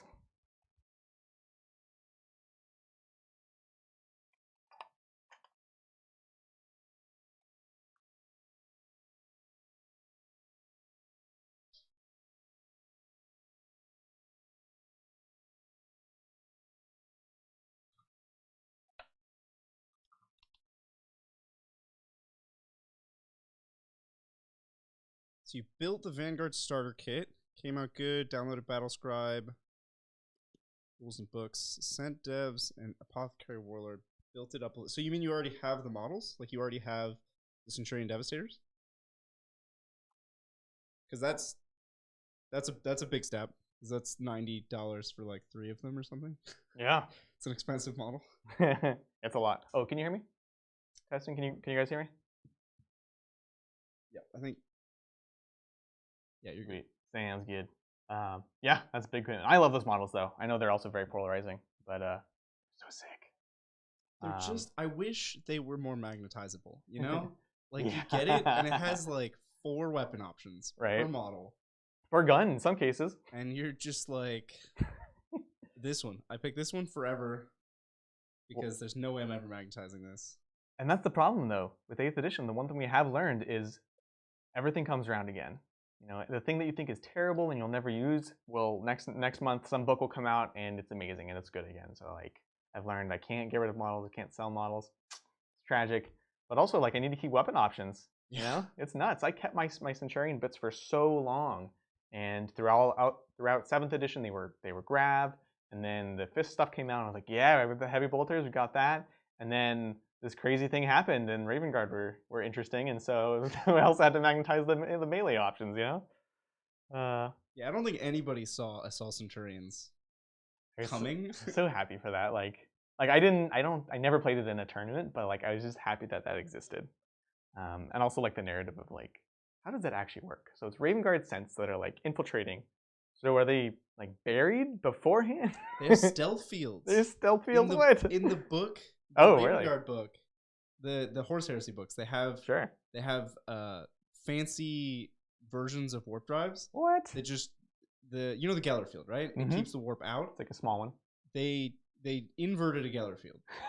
They turned it upside down. That sounds dangerous. It is. Sounds like it should explode if they roll 6. And it gives them like a stealth field. So you just see through the warp. Instead of seeing them, you see through the warp. This was for their spaceships. But it was in 30K, so I imagine by the time we get to 40K, they just have like portable versions of this. That's amazing. So you can walk around with like a... It's almost like a D&D portable hole that you're just living in. Right. So it's like a really fancy Predator stealth field where basically we're just showing something else that's right behind me. Yeah, exactly. Yeah. Interesting. I'm going to say that they bury them. No, that's awesome. And I love that kind of stuff. It's funny because it's so easy to get a narrative behind a lot of these things. It's like, yeah, they're doing this thing, or like they're really that good. They can literally sneak these big bulky suits up. Well, I think the dreadnought that's not a dreadnought, the baby carrier. Yeah. That was sort of the limit of people's suspension of disbelief. They're like, Vanguard, they're stealthy and they have their own dreadnought that's huge and totally stealthy. He's a real sneaky boy. It wields a heavy bolter as a pistol. And they're like, yeah, totally stealthy. That was the worst part of me. Like, I love the campiness of it, but I was like, I don't think it's supposed to be campy. I think it's supposed to be cool. And he's just like, it's new with my giant bolter. Like, why does he have fingers? That's why it's like Tyranids having fingers with their swords. Why do they have fingers? Just give him a sword. Like, because their arm is the sword. He couldn't punch if his hand was a heavy bolter. You can punch with the heavy bolter. You know how heavy? That's like as big as a human. It's as big as a space marine. Less cool though. It is pretty cool. Less mech warrior. You know, if you don't have a fist to punch with, right? What's the point of punching? I saw a really cool conversion. Someone, they had like a underslung like cannon for like the machine gun. It looked so good, but it was like 5 expensive kits where it was like the gun, the chassis of the gun was the chassis of a custode's bike. That's dedication, but it looked really good. What I'm doing now is literally my favorite color of all time. It's so model color Vallejo, blue-green, amazing. This amazing teal, and when I find a color that I like, I just use the crap out of it. It's like in all my armies. This is the color of my squigs. This is the color of Orkanite now. This is it's everywhere, man. Clyde, we actually talked about Adrian's colors for leather, 30 minutes ago? Uh-huh. So if you scrub back in the live stream. It's true. 30, maybe 40 minutes. Or Adrian could just reiterate his leather. If you hang around for 5 more minutes, I actually want to do some leather on the straps. So I'll reiterate, but that's actually really good timing. I would say Adrian's techniques for leather, but I actually learned them from Quarter Paint. So, if you guys aren't on Instagram for Warhammer, it's funny. It's like this great community. Like I use Facebook for all of my like event planning and things like that, and like talking to people. But as far as like seeing actual work, mostly Instagram. Which sounds like a weird thing at first, but it's just such a visual hobby that there's a lot of great communities there. Cool. So I'm gonna set that there. That looks solid. What I will probably do later, and I have it on Gaz here, is I have this sort of base layer of this blue-green, and then what I'll do is I'll go ahead and hit the back parts where it's sort of the dark tones with, what's it called, the emerald from Model Color Vallejo as well, and that'll be sort of the darker side. I'll do a little bit of black, and then a bit of white at the other side, with including a bit of, not edge highlighting, but just basically brush strokes to show the chipping there. That's kind of how I do a lot of the sort of the weird metals and things like that. The white there sells it. That was... The white's really important, yeah. And that one's like, I don't know how it looks on the camera holding it up, but when you look closer, it looks more like brush strokes, but I really like how it looks at a distance. It's like super, super sharp. Cool, so leather. So quick recap. I have this dark leather right here. I went with a Rhinox hide, which I really like. It's sort of a reddish dark brown, and that works because I have this sort of red desert theme going on. And this is how I'll do these sorts of straps. There's another technique which I'll talk about real quick after this for these types of straps. But this is like heavy leather, like the kind of thing you want your leather jacket to be made out of, right? Like super worn. It looks super sick. So what we're gonna do, we have the Rhinox hide as a base layer. I'm gonna grab Americana Fawn because I love it so much, and we're going to basically paint in kind of some edges, but also we're gonna cut into the material itself. All right, cool. So first thing, I can see some of these ridges that the model's gone ahead and given to us, and I'm gonna edge highlight it essentially, as much as I can. I wanna push my luck. Get some more paint. Very minorly thinned. I can tell that's not enough. And we're gonna start with that.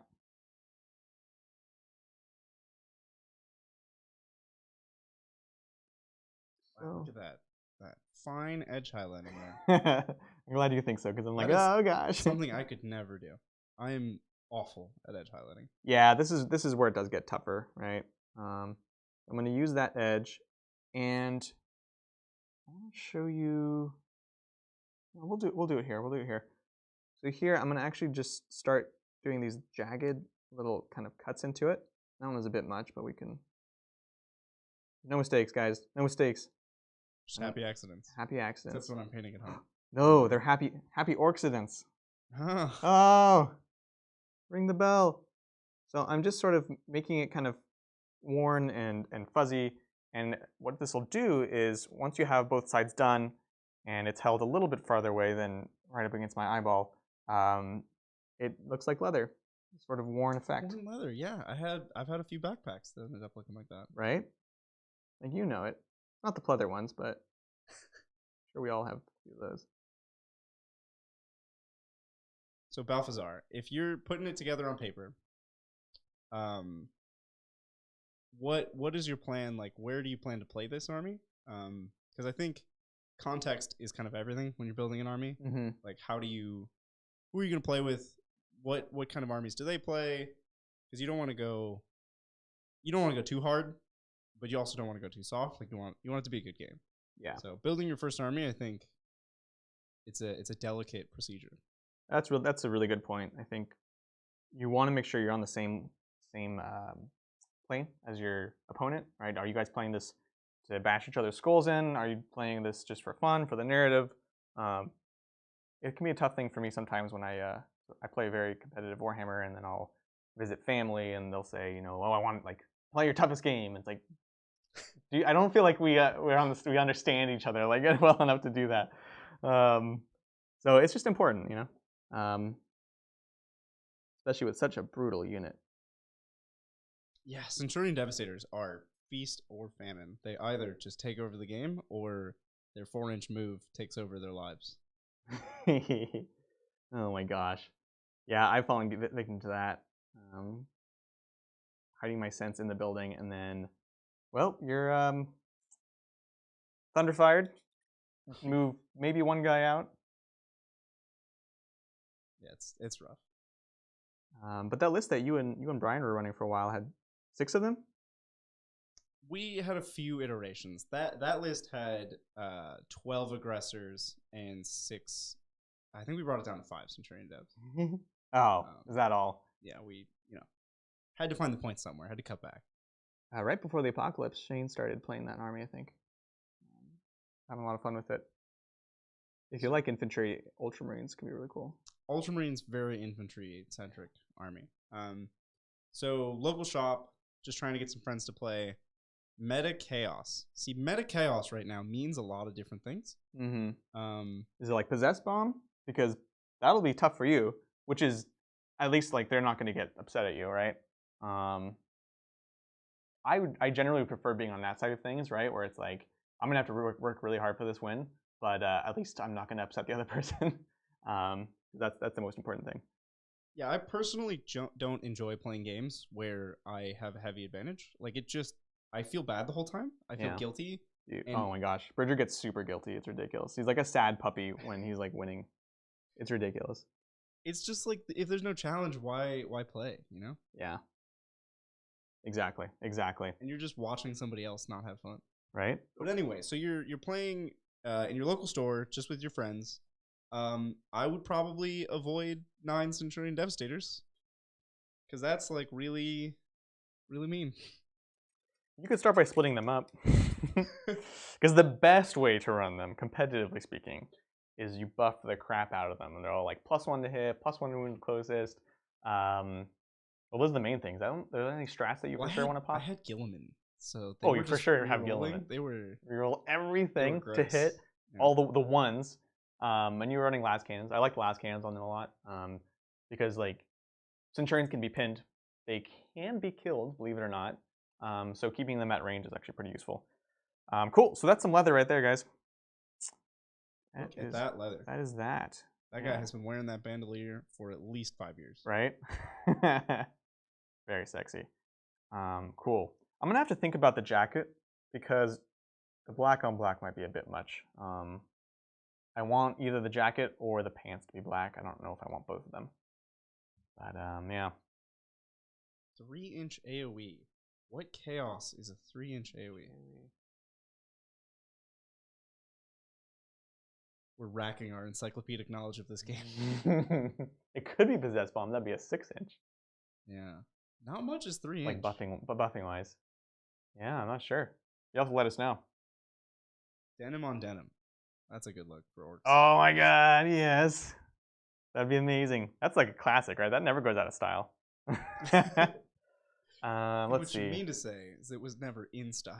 I mean, right? That's kind of the thing. I don't have that wash here. Let's see. That's right, the Canadian tuxedo. You can only say that because Brian's not here. I think he left chat. I won't tell him. It's okay. Yeah, what do you think, Bridger? What else? What should we paint? Yeah, what needs doing? Your nails. My nails? Yeah. That would be good. Definitely. I don't know if we have the brushes for that. I made sure I cut them beforehand because I knew they're going to be on camera. It's very important, you know? I wonder how Duncan takes care of his hands before videos. Didn't he leave GW? He did. So he started his own thing. He just started releasing videos again. It's like painting with Duncan. It's like built entirely on the brand of it, like himself. So yeah, I don't know. I'd be curious to see what happened. I mean, they didn't leave on like unamiable terms, but I guess he obviously saw something better for himself. So that's cool. But yeah, he's on YouTube, I think. Advertising that. So Balthazar, honestly, intercessors. You can't go wrong with intercessors as Ultramarines. You can put any gun on them. Probably not the heavy gun, but you could. And it just, you can fit the power level of the game with intercessors. I think they're very flexible. They're good with Ultramarines. There's a lot of stratagems to use with them. And I wouldn't go with 9 Centurion devs for your first army. That's my advice. I can't decide what to do next. Oh, hold on. You finished painting a mimic, huh? Oh, wait. That's awesome. Which company is that? Remember? So when we were...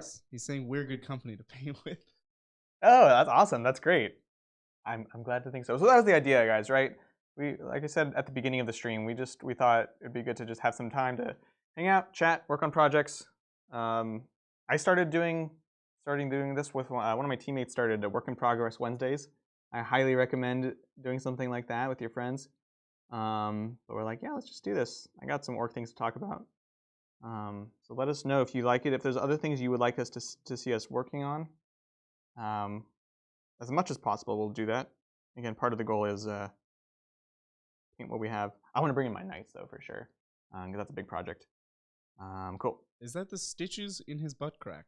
So this is like one of my like guilty pleasures. And it sounds really bad, but is the stitching in orc pants is like so satisfying and so high contrast. I love painting it.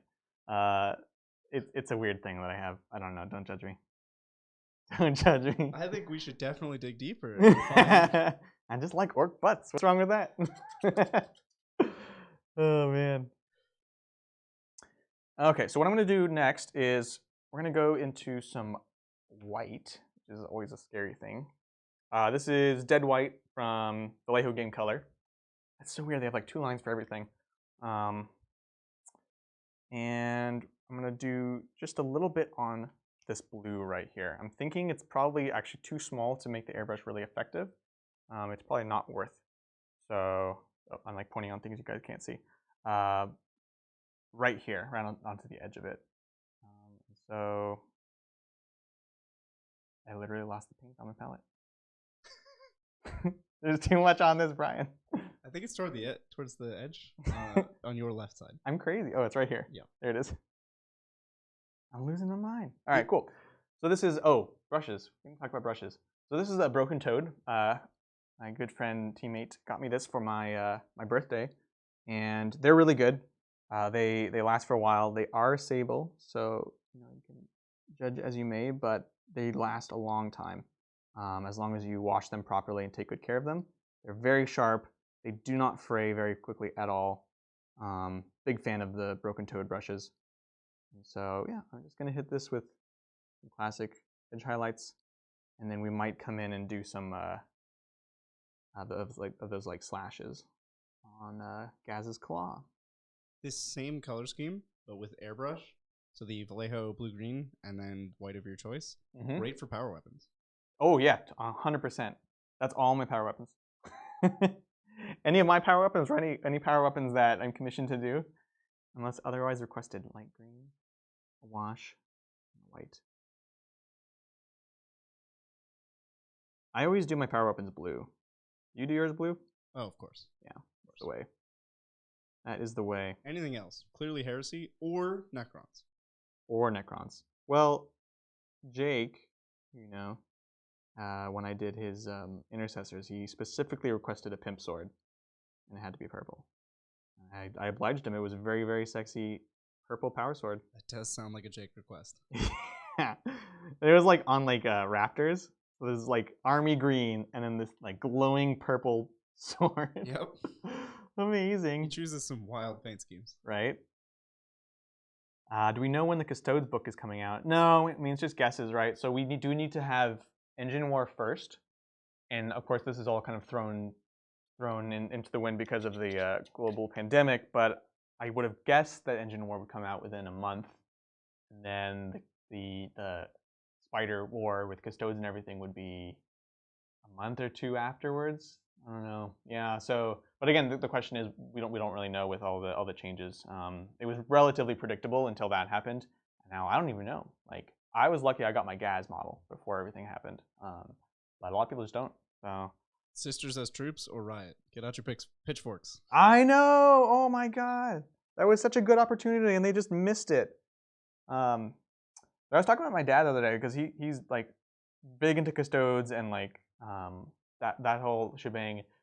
It would have been interesting because I understand Games Workshop is afraid of them being abused and like not like they shouldn't be troops in the true sense that like you just have a bunch of them to spam them out like grots, and that could very easily happen. But I would love to see like limited use of them as troops. You limited the ratio or something so that you can't just totally abuse it. I don't know. In 7th edition, there was that very short time where everyone was running around with 3 squads in 3 Null Maiden Rhinos because it was amazing. And there wasn't even a kit for the Rhino, but it's a fine line. And yeah, just for context, it's because the GW revealed that they are going to be probably elites. So we'll see. It's a bummer. They kind of don't have a place in the game right now, and they're so prominent in the lore. Like anytime you see custodes in the lore, there's usually Sisters of Silence somewhere nearby. Yeah. So it's kind of lame that we don't really get to do anything with them on the table. When they do release them, though, I hope they do what they did with the custodes and almost immediately release the Forge World updated rules. Because that was really cool. Yeah. Like the transport for them, that like kind of drill opening thing, super, super cool. Yeah, so we got some more white in there. There's not much white in this army, I'll be honest. It's all just dirt and grime and dust and stuff like that. So Steven, the checkers is a pattern that Adrian made himself. That's right. So that's stencils that I make.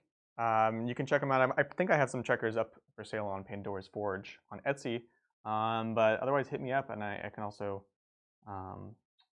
get you some. So yeah, I make them all myself. I run my store with all my own stencils. It's a lot of fun. Yeah. Missing the Thraka set. Yeah, interested in painting as well. Yep. He was a joy to paint.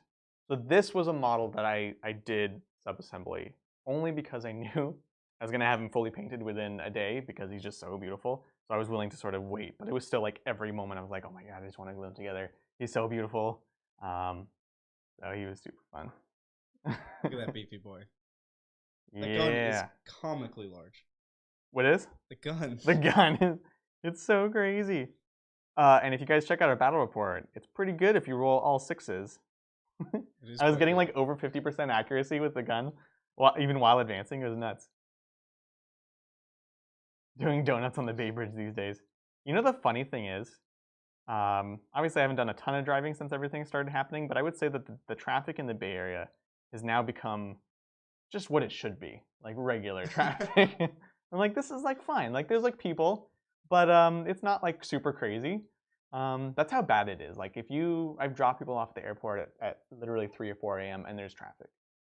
You can't escape it. Yep. So.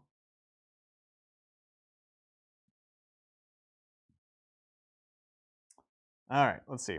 Oh, actually, what I wanted to check on was this Agrax wash right here. So you can see it's starting to. Let's see, let me hold that. Ooh. Yeah, it's starting to. It dims that down a bit. It adds a bit of dirt to it. And honestly, what you guys can do also is you can just take like a dark brown paint, water it down, but keep it fairly thick, and apply that to these same spots, and that actually works really well for weathering.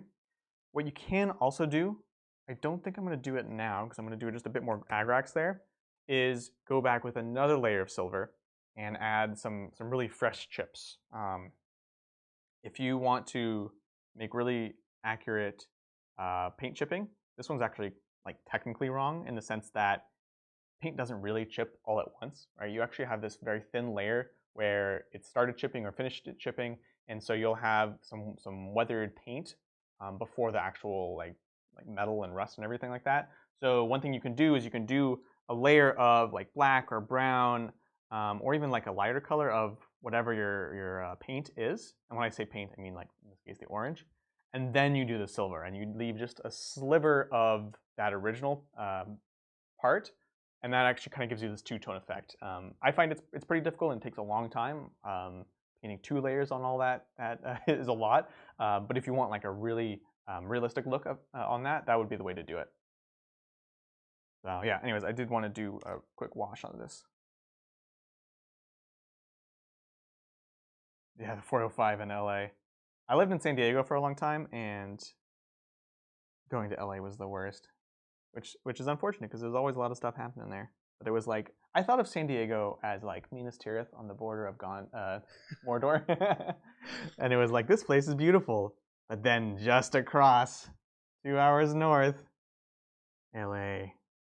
Yeah, I remember we've gone to SoCal every year for a few years now. And every year we try to figure out the hours that like the traffic won't be terrible to go through LA. Oh, my sweet summer child. There just aren't. Those hours don't exist. I think there's an actual rule, like when driving down there, like no matter what time you pick, it will always, something will delay it so that you're going to be there at like 3 o'clock. It's horrible. Oh my gosh. SoCal's fun though. Yeah, San Diego is really fun. I love San Diego. So many breweries. That is the Wartrike boss, and he's not small. Well, it's the body of the Wartrike boss. The arms, and there's a few things swapped out, but that's the size. He's a decent size. So let's see. I'm not sure which camera is best for that one, Bridger. But I want to get a quick size comparison. Yeah, you can just hold him up to the this close one. cam. So there he is there. Not that everyone knows the size of Gaz yet, but so there's that. And this is the oval base. This is a bit longer than the discordant base. So it's like a decent size. Some of the other orcs, like these guys, for the Boomdaka Snazwagon, I think they are a little bit smaller than regular orcs, actually, and they did that just to make them fit. But they're just gorgeous, gorgeous models. It's funny the amount of detail that's in there. Like in this buggy, you can't see it because the roof's attached and there's orcs sitting on it, but there's actually like canisters and like little beer cans and like bullet casings covering the floor, and it's this gorgeous like kind of panoramic design that you never will see again. It's nuts. Yeah, that's how I felt about the Orion. Yes. I built it. You were so conflicted. And I didn't know if I wanted to like try to magnetize it or something because there's so much detail on the inside. And eventually I just glued it shut. I sealed it away forever. No one will ever know. So sad. So sad. Ooh, plastic or super glue, and why? Great question. Ooh, that is a magnificent question. So I used to be a very diehard plastic glue person. I would like, because super glue and all that stuff is really expensive, and I was like, it's like gluing with gold. Why would you do that when you don't have to? But in time, I've come to accept that the plastic glues, what's the word, like testers, for example, they can be great. They're very cheap, but a couple things happen. One, the way they actually seal the model is it melts the plastic a little bit, so it makes it very difficult to undo if you ever need to do that. Two, I just, from years of like, oh, it's fine, it's a little blob, little bit, it's not coming out, and then the whole thing would just like nuke my model, and it just, eventually I realized I didn't have to suffer like that anymore. So I've come around to actually just using like the purple glue, you've probably seen in the game stores, with the Instacure is important. And that's the, you glue it, you spray it, and often if you blow on it, because oxygen actually activates it, it immediately hardens and seals. And that's useful for especially Eldar and things like that, where you have these teeny tiny connections and you don't want to hold them for an hour. I'll use it for that, and that was also life-changing. What are your thoughts? I use Citadel plastic glue. What? Like the super expensive stuff. How is it? It's amazing. Really? Because it's designed for their plastic. Like yeah, it is. That's true. It is purpose built to melt their plastic onto their plastic. And it's permanent. It's like exactly like you said. It melts them together, and it's like it was one piece of plastic all along, which is unforgiving of mistakes. But it's hassle free. I don't stick my hands together anymore. I don't lose my fingertips. I just glue models together. It's great. That's a very valid point. My poor fingers. I probably have no more fingerprints left. I just torn them off so many times. Too many times when I was getting into this hobby, I would just like go to sleep with hands covered. Just covered. You're crying. Like, and your hands are actually glued together. There's that panic moment where you hit a critical mass of glue on your hand and it starts to burn, and you're like, oh no. Oh, that's dangerous. So you especially have to be careful of that with the sealant, because the activation releases so much heat. Yeah. It actually burns. Yeah. It's horrible. Have you ever had to cut glue off of yourself with an X-Acto knife? I have, yeah. Okay. Yeah, it's not a good sign. The moment I said it, I was like, is this a weird question? Should I know? No, I think every war gamer has experienced this. That's right. That's right. All right, so we've got a bit more. We're coming towards the end of the stream. So if you guys do have any questions, don't hold back. It's been really good talking with you guys thus far. So really, really good seeing you guys. We'll keep going for a few minutes, but I just want to let you know that we'll be wrapping up in a few minutes. Let's see. Model master liquid cement for plastic models. Oh yeah, the long needles are really nice. Those are great, especially for certain models. I really like those. Yeah, the glue. It's really rough. Okay, let's see. What else do I want to do? I'm gonna let the silver. Actually, I'm gonna do another layer of the silver. Is what I'm gonna do, because it definitely hasn't cured left yet, but I did thin it too much, so it's going to need another layer on top of that. So, thoughts on using a wet palette? I actually haven't really worked much with a wet palette. That's something I definitely want to look into. I don't know. I feel like Brian's tried it once before, but I'm definitely very interested. I just downloaded Angel Giraldez's new book, which is free. It's a digital book, and it seems pretty good so far. It has a bunch of different techniques, and I know that's like his like main thing. So I'm actually looking into trying that out. I built a wet palette early on. Yeah, how was that?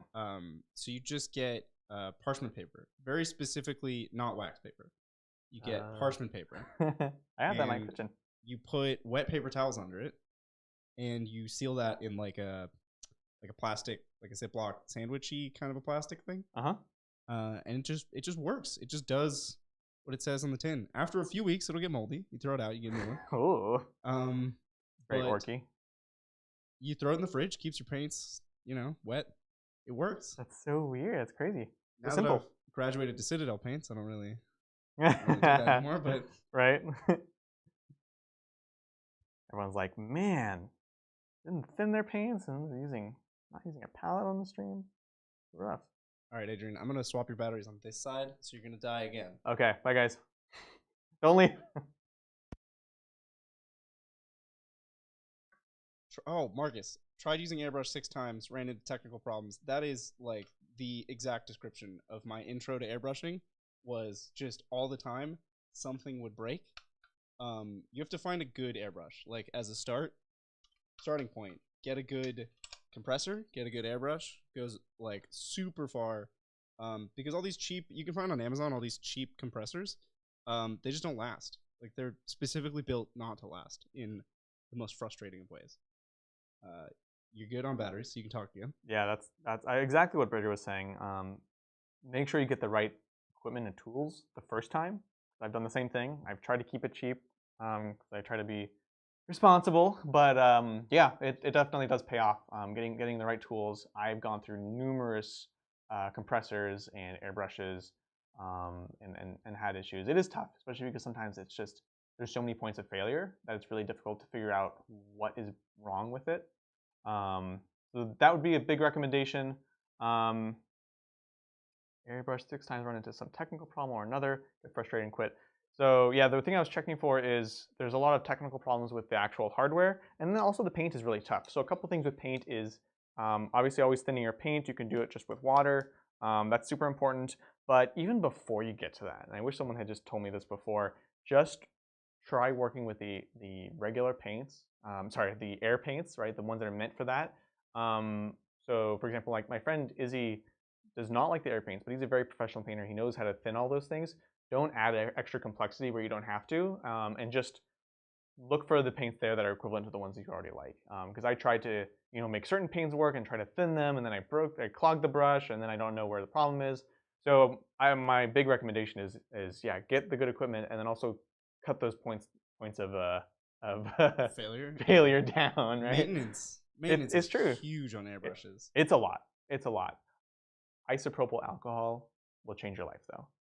So you can just get this at any drugstore really. Like I get mine from CVS. It's in the first aid section, and it's just 99% alcohol. It cleans and strips paint so fast.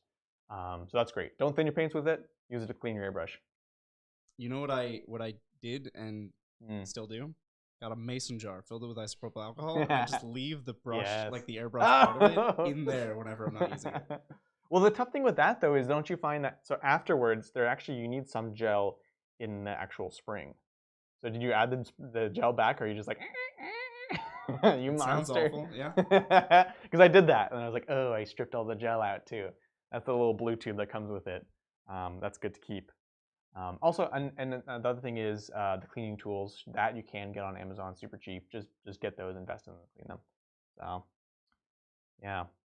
Do you have a preference of Citadel, Vallejo, Army Painter, P3? I kind of went over a few times in the stream as far as I like different paints for different things. So Citadel, I like their washes, I like their metals. Vallejo, I like their regular paints, and Air is pretty much all of them. And then I use random stuff. Like I literally have like Americana and Martha Stewart on just a couple things that I just like, right? So That's me. Bridger's the Citadel man. Yeah, I've just signed my fate. That's right. GW. You drank the Kool-Aid. There, yep. They're my overlords. Right. Like an airbrush brand paint? Yes. So for example, Vallejo makes paints, but they also do specifically air paints. So they have, so Game Color is their, like, one of their regular ones. I didn't bring any airbrush because we don't have an airbrush here. But they make like air color and or model color and game color, and those will be specifically pre-thinned already.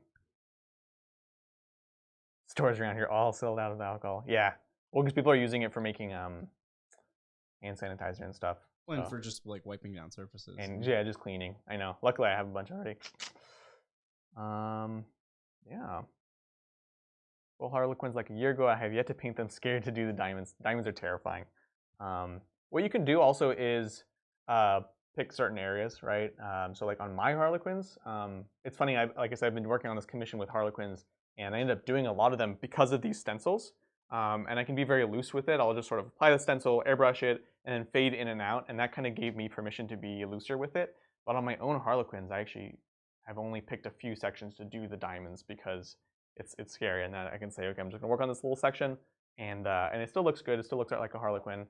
All that stuff. We used to play Thursday nights at Game Castle Mountain View. Yeah, for sure. The one in Fremont, less so, but that one's actually closer to my house. But the Game Castle one, the Game Castle in Mountain View is this beautiful big store, especially for those of you who don't know. Lots of play space. That's where a lot of tournaments were held. Yeah, BAO was held there for a long time. Yeah, it was great. The journey of BAO is an interesting one, from the barn to the convention center to there, and they just got too big, but it's a great store. So hopefully looking forward to getting back into there very soon. But yeah, Brian and I used to play Thursday nights at Mountain View a lot. Yeah. As part of Fault Line. Yeah, so most of the terrain that we get is from Fault Line, which is an awesome narrative club, very famous narrative club that actually is in the Bay Area in San Jose, and every Thursday they do gatherings there. I'd go there for pickup games and stuff like that. Do a video on how to use your stencils. Yes, absolutely. I actually have a couple. I don't know how you guys can find it. I'll post them up so you guys can see them. But again, this is kind of a test. Like I said, we wanted to try some new stuff out. If you guys want to see more hobby stuff, if you want to see specific techniques, let us know. We're curious. We're down to try different things out. And hopefully we'll be doing this again soon. Can use them without an airbrush very, very carefully and not too thick. They're meant for airbrush, but you can. So yeah, anything you want to add before we close up, Bridger? No, I think this was fun. This was I liked it. I had a good time. I don't know about you guys, but I did. Awesome, cool. Well, thank you guys. Stay safe out there. We'll see you soon, and keep talking to us online. See you later.